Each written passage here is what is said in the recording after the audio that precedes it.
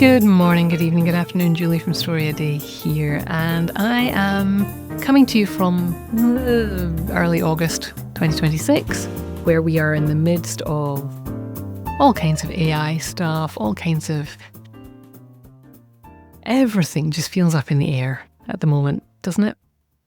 So, how on earth are we supposed to motivate ourselves to keep writing? Why even bother in an age of AI and climate change and economic upheaval? Why even bother? I have to think about this because I'm already thinking about Story A Day 2027, and it's very clear to me that you could go to a chatbot and ask it for 31 writing prompts, and it would take it between 90 seconds and 5 minutes to churn those out for you. You could say, short story writing prompts, please, and you would get 31. And depending on how long you were willing to wait and whether you told it not to repeat themes or to work on a theme or not repeat ideas, but it might take between a minute and a half and 5 minutes to do what takes me months. I start reaching out to authors in January, February. I start collecting prompts. I start putting together, curating them, trying to put them in an order that's going to make it fun for you.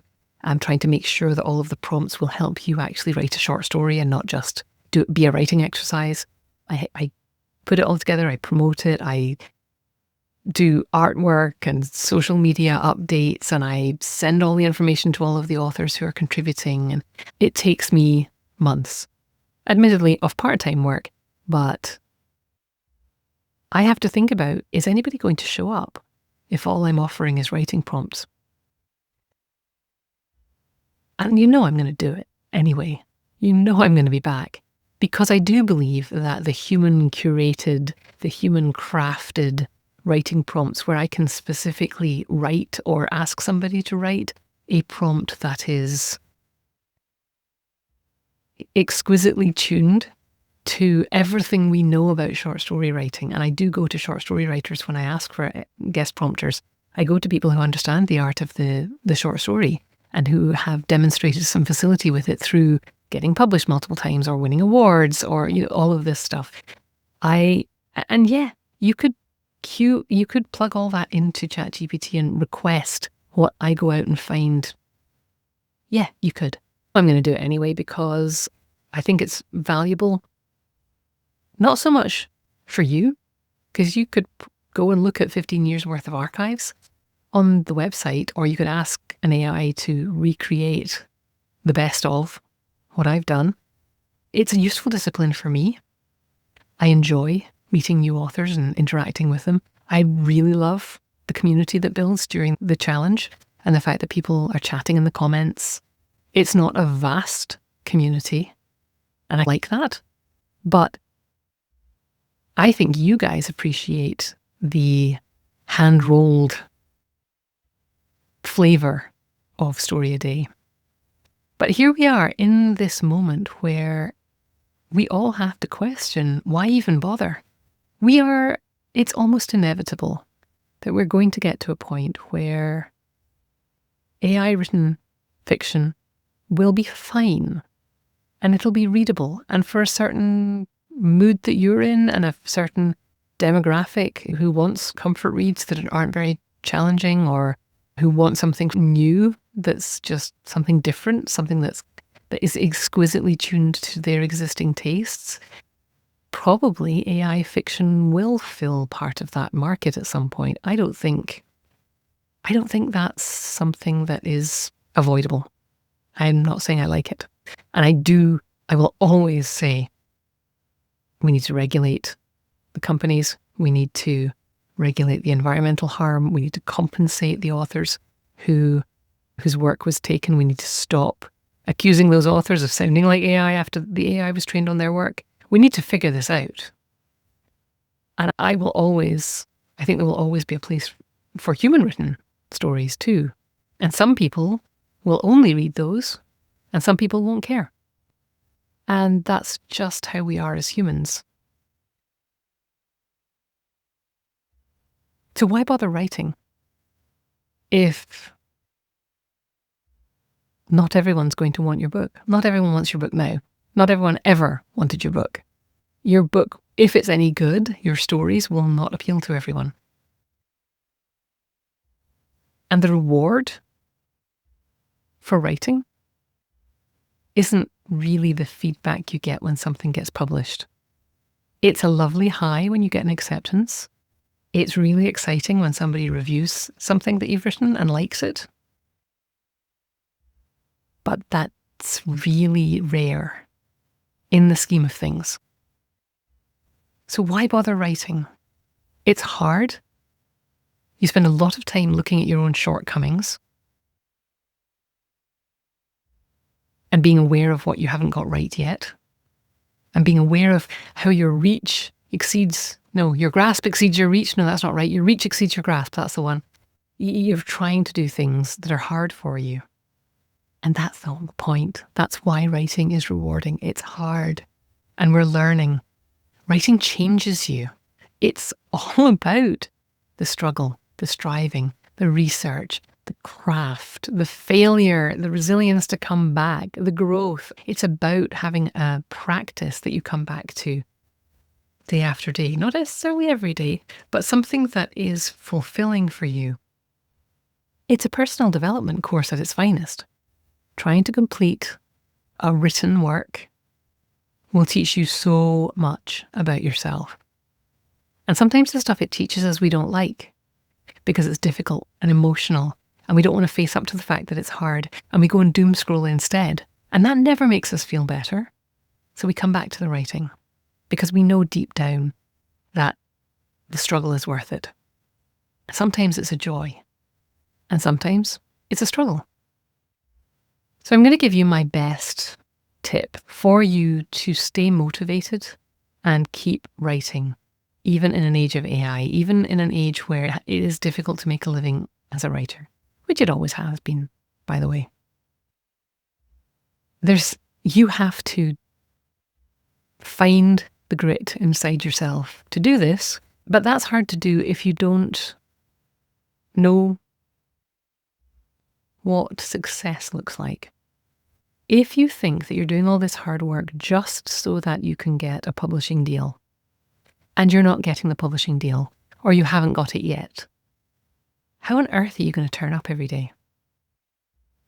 It's hard, and it gets harder when you're in the middle and things are difficult and you're this close from all your flaws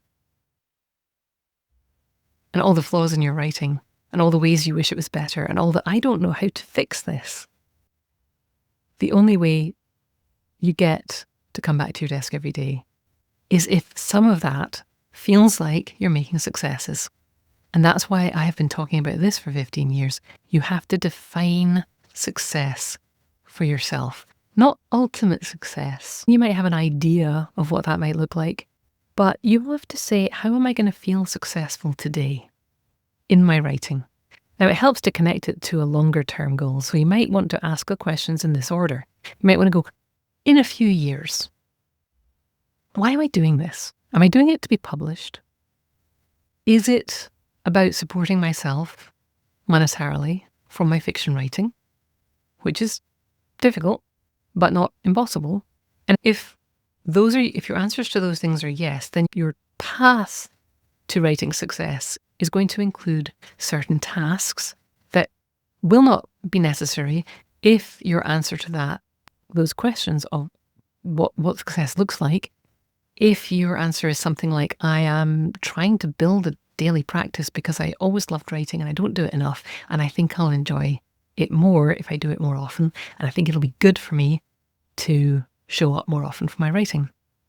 It's kind of an abstract goal. I think it'll be good for me in the long term if I show up for my writing isn't a list of tasks, but it is a definition of success. What will look good about that? I'll be like this, and I'll be the kind of person who does these things. And I think it'll make it easier for me to make decisions about those things. If your definition of success is, I'm writing, but people keep telling me they don't really connect with my characters, then your midterm vision of success might be, I'm going to write stories, and after I've written a few stories, working on the craft of creating compelling characters, I'm going to show a story to somebody and they're going to go, oh, I so connected with that character. I cried. And that's when I'll know that part of my journey is successful. If your long-term vision of success or your mid-term vision of success is just something like, I told my kids I'm a writer, I told my nieces I'm a writer, and yet they never see me doing it. I want to be the kind of person who shows that relative, that important person in my life, what it looks like to live a life that includes my passions as a priority. I want them to know it's possible to build a life like that. And so I want to be able to see myself doing it so they can see me doing it, showing up at my desk, finishing things, sending them out, getting excited about literature, whatever it is. If you've got somebody watching you that you want to see it, that if you see things like that, so if that's a vision of success for you, then you get to ask questions like, so what does that look like? What milestones, what tangible occurrences could I point to and go, that's a success on that path? The first time your younger relative introduces you to someone and says, oh, this is my aunt, she's a writer, that's going to feel like a success. And on the way to that, you will have weeks where you don't feel like a success, and you're going to have to find ways to find some success in that. And one of the ways to do that is to keep track of what you're doing and notice all of the things that you're doing. What does it look like on a particular day to be successful? You're not going to write complete paragraphs and complete chapters every day that you sit down to write. Some days you're going to go, I have no idea what I'm doing. And a successful day might be, you know what, I just remembered I bought a course that has a lesson about compelling characters in it, or I bought David Corbett's book about the art of character and I haven't read it yet. I'm going to put that on my calendar for tomorrow. I'm going to read chapters 1 to 3 and make some notes. That, and then tomorrow, when you pick up the book or you watch the video and you check off, okay, I did that and I made some notes and now I've got some ideas about my story. That is the kind of success that you need to be willing to rack up. You need to see those successes for what they are. It's not you wasting time. It's not you spinning your wheels. It's not you getting further and further from a theoretical publishing date. It's you taking the steps that you need to get your writing in shape. So your exercise this week from me is to define success, not in terms of what's your ultimate publishing goal, but think about if you look back at this time next year, if you look back at your year, how would you know it had been successful? What markers are there for your writing life that would feel successful when you look back in a year? What markers, what things need to happen to get you closer to being able to look back at the end of the year and go, oh yeah, that was actually quite a successful year? Is it submitting lots of things to publications? Maybe. Or is it allowing yourself to take a step back and take some courses? Is it the fact that you showed up once a week for an hour to work on that story that you're embarrassed you're still working on because you started it 10 years ago? Who cares when you started it? Nobody cares. Nobody knows. Nobody knows all the other stuff you've been doing in the meantime. You've been earning a living, you've been looking after family, you've been all the things that you've been doing in the meantime. Any day that you sit down and write is a success, and I want you to figure that out. And so I want you to make a list. Once you've done those things, I want you to make a list of what success could look like what would make you feel successful on a daily level. And I don't mean you have to write every day. I don't mean you have to be doing any writing tasks every day. I want you to be able to get to the end of a week and look back and go, did I do anything nice for my writing this week? And I want you to have an idea of what those things would be before you forget about this podcast. I want you to write a list of things that might feel successful. For some people, Things that I suggest as feeling successful: opening the document, actually getting to your desk on a particular writing day, will feel so beginnery and so behind where they already are in their practice that it will be irrelevant. So I can't tell you what will make you feel successful. It might be pushing forward to the end of the novel that you're writing now. It might be taking a step back and reading that book on character development. It might be joining something. It might be showing up regularly. I don't know. But I also want to make sure that you actually pause and notice on a regular basis what you're doing. This is something we've been doing in the Story a Day Superstars group. We've always had on the blog a monthly post that says Swagger is our serious writers accountability group. And I've always encouraged people to come and post what they're up to and how they got on last month. And then I realised that's kind of, the time scale is too long and that people don't do it unless I'm staring at them. So in the Superstars group, I've started doing a weekly meeting since last October, November, where we get together every week and we think about all the things that we want to do in the next week and to the rest of our lives. And we pause and take a look back and say, what went well this week? And we do this together in a 45-minute meeting. There's no homework, there's no research, people just turn up, and it's just a space for people to take that breath and go, what did I actually achieve this week? And once they've done that, and we've talked about it a little bit, they move on to, okay, what am I going to do this week? And what would make me feel successful when I come back here this time next week? And sometimes they get those things done and sometimes they don't. But they get to take that breath and go, okay, so I didn't do what I thought I did, but what did go well? What were my successes this week? And then how can I adjust my practice to what's going on in my life right now, to what I'm learning, to where my priorities are, to where my interests are? And we do that together because I'm incapable of making myself stick to that kind of discipline. And it occurred to me that there are lots of writers who might be a bit like me and unable to make themselves do this incredibly rewarding practice every week, unless I was staring at them and looking slightly disappointed if they didn't show up or do the work. So I'm going to encourage you, but the thing is though, you can't, if you're having trouble motivating yourself to write, the chances are you don't know what success would look like for you, not in the long term, but on a daily basis, on a weekly basis, on a monthly basis.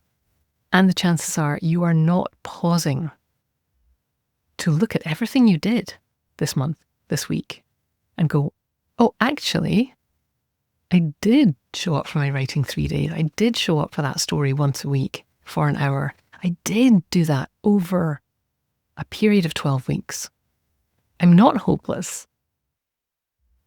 And when you start to notice those things, you start to feel the success and you feel the growth and you feel the progress.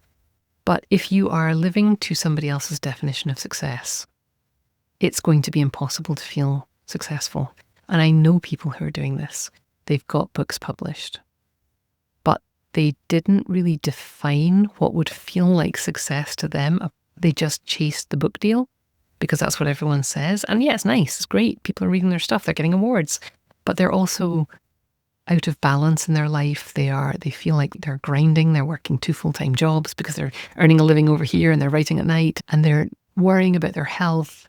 And could they have got the rewards that they're getting, maybe not as many books published, but could they have got some of that, award recognition, readership, without killing themselves in the process? I think that what we think success looks like is not always what is the right success for us. I'm not asking you to give up on your dreams. I'm asking you to actually drill down and figure out what your dreams really are. They might not change, but we don't get to have the big dreams and the big successes until we figure out to have the little incremental successes all along the way and to value them so that coming back to our desk is more fun every time. So yeah, I think you should be writing in an age of AI, regardless of what's happening outside your room and out there in the ether, and whether you're going to be able to make a living at it or not, I don't know. But I don't think it's ever going to be worthless, not worth your while, to sit down and play with your imaginary friends and tackle the difficulties and stretch and be decisive in your story, if nowhere else, and fail and realize you're still breathing and come back and find a different way around the problem in your story, which builds resilience in you and the rest of your life. Yeah. Do I think you should be writing in an age of AI? I do. So keep writing.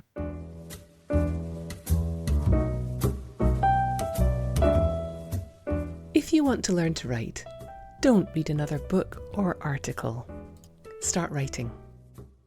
I'm here to invite you to consider the Story a Day 3-Day Challenge. It's a challenge and a workshop that gets people writing and completing stories in just 3 days. And it works. I'm fanatical about getting more and more diverse stories into the world, and I think yours should be among them. If you're feeling the pull to write or level up your storytelling, let me hold your hand through 3 days of short story writing. Check out the 3-Day Challenge at storyaday.org/3DC.